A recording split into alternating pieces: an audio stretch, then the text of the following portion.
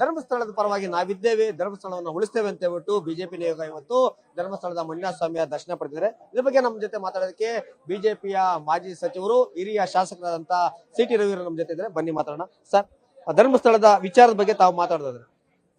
ಧರ್ಮಸ್ಥಳದ ಜೊತೆಗೆ ಧರ್ಮ ಇದೆ ರೀ, ಧರ್ಮಸ್ಥಳದ ಜೊತೆಗೆ ಸೇವೆ ಇದೆ, ಧರ್ಮಸ್ಥಳದ ಜೊತೆಗೆ ಸತ್ಯ ಇದೆ. ಸತ್ಯಮೇವ ಜಯತೆ, ಸತ್ಯಕ್ಕೆ ಜಯ ಆಗಲೇಬೇಕು.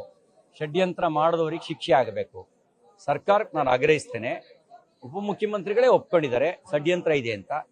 ಷಡ್ಯಂತ್ರ ಮಾಡಿದವ್ರಿಗೆ ಶಿಕ್ಷೆ ಕೊಡೋ ಜವಾಬ್ದಾರಿ ಯಾರ್ದಿದೆ? ಸರ್ಕಾರದ ಇದೆ. You have to do it. ನೀವು ಅವ್ರಿಗೆ ಶಿಕ್ಷೆ ಕೊಡಿಸಬೇಕು, ಆಗ ಮಾತ್ರ ನಿಮ್ಮ ಮೇಲೆ ನಂಬಿಕೆ ಬರುತ್ತೆ. ಇಲ್ಲದೇ ಇದ್ರೆ ಸರ್ಕಾರ ಷಡ್ಯಂತ್ರ ಮಾಡಿದವರು ಸಮರ್ಥನೆ ಮಾಡುತ್ತೆ ಅನ್ನೋಂಥ ಅನುಮಾನ ಭಕ್ತರಲ್ಲಿ ಬರುತ್ತೆ. ಆಗ ಬರಬಾರ್ದು ಅನ್ನೋದಿದ್ರೆ ಅವ್ರಿಗೆ ಶಿಕ್ಷೆ ಆಗಲಿ. ನಮ್ಮ ದಕ್ಷಿಣ ಕನ್ನಡ ಜಿಲ್ಲೆ ಉಸ್ತುವಾರಿ ಸಚಿವರು ಶ್ರೀ ದಿನೇಶ್ ಗುಂಡೂರಾವ್ ಹೇಳಿದ್ರು, ಎಡಪಂಥೀಯ ಸಂಘಟನೆಗಳ ಒತ್ತಡಕ್ಕೆ ಬಣದು ನಾವು SIT ರಚನೆ ಮಾಡಿದ್ವಿ ಅಂತ. ತನಿಖೆ ಆಗಲಿ, SIT ತನಿಖೆ. 17 ಇಲ್ಲದೆ ಇನ್ನು 137 ಕಡೆ ಆಗಿರಿ. ಹೆಣ ಸಿಕ್ಕಿರ್ ತಗೊಂಡೋಗಿ, ಸಿಗದೆ ಇದ್ರೆ ದೂರು ಕೊಟ್ಟವ್ರನ್ನೇ ಬೂತ್ ಪರೀಕ್ಷೆ ಮಾಡಿ. ನಮ್ಗೇನು ಅನುಮಾನ ಇಲ್ಲ, ಅಪನಂಬಿಕೆಯೂ ಇಲ್ಲ, ಮಾಡಲಿ ತನಿಖೆ. ಆದರೆ ತನಿಖೆಗೆ ಮೊದಲೇ ಯೂಟ್ಯೂಬರ್ಸ್, ಕೆಲವು ಮೀಡಿಯಾಗಳು ಧರ್ಮಸ್ಥಳ ಮತ್ತು ಧರ್ಮಾಧಿಕಾರಿಗಳ ಕುಟುಂಬದ ಬಗ್ಗೆ ಅಪಪ್ರಚಾರ ಮಾಡಿದ್ರಲ್ಲ, ಅವ್ರಿಗೆ ಶಿಕ್ಷೆ ಆಗ್ಬೇಕೋ ಬೇಡವಾ? ಶಿಕ್ಷೆ ಕೊಡೋ ಜವಾಬ್ದಾರಿ ಯಾರ್ದು?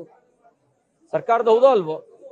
ಚಿತ್ರನಟಿ ರಮ್ಯಾ ಅವ್ರ ಮೇಲೆ ಯಾರೋ ಅಪಪ್ರಚಾರ ಮಾಡಿದ್ರು, ನೀವು ಅವ್ರನ್ನ ಬಂಧಿಸಿದ್ರಿ, ಸಂತೋಷ, ಒಳ್ಳೆ ಕೆಲಸ. ಧರ್ಮಸ್ಥಳದ ಬಗ್ಗೆ ಅಪಪ್ರಚಾರ ಮಾಡಿದವ್ರನ್ನು ಬಂಧಿಸಿ. ಯಾಕೆ ಬಂಧಿಸಿಲ್ಲ? ಯಾಕೆ ಅವ್ರಿಗೆ ಶಿಕ್ಷೆ ಕೊಟ್ಟಿಲ್ಲ?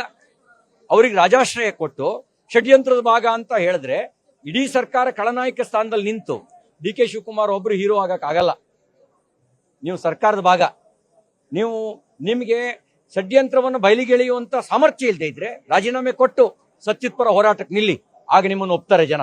ಭಕ್ತರಿಗೆ ಏನ್ ಹೇಳಕ್ ಇಷ್ಟಪಡ್ತೀವಿ ಸರ್? ಇಲ್ಲಿ ಭಕ್ತರಿಗೆ ಹೇಳಕ್ಕೆ ಇಷ್ಟಪಡ್ತೀನಿ, ಧರ್ಮದ ಜೊತೆಗೆ ನಾವು ನಿಲ್ಲೋಣ, ಸತ್ಯದ ಜೊತೆಗೆ ನಾವು ನಿಲ್ಲೋಣ. ಸತ್ಯಮೇವ ಜಯತೆ. ಸತ್ಯಕ್ಕೆ ಯಾವತ್ತೂ ಕೂಡ ಜಯ ಸಿಗುತ್ತೆ, ಧರ್ಮದ ಪರ ನಾವಿದ್ದೇವೆ ಅನ್ನೋದು ಸಿ.ಟಿ. ರವಿ ಅವರ ಮಾತಾಗಿದೆ. ಕ್ಯಾಮರಾಮನ್ ಶಿಯರ್ ಜೊತೆ ಮಲಂಡೇಶ್ ಸರ್, ಪವರ್ ಟಿವಿ, ಧರ್ಮಸ್ಥಳ.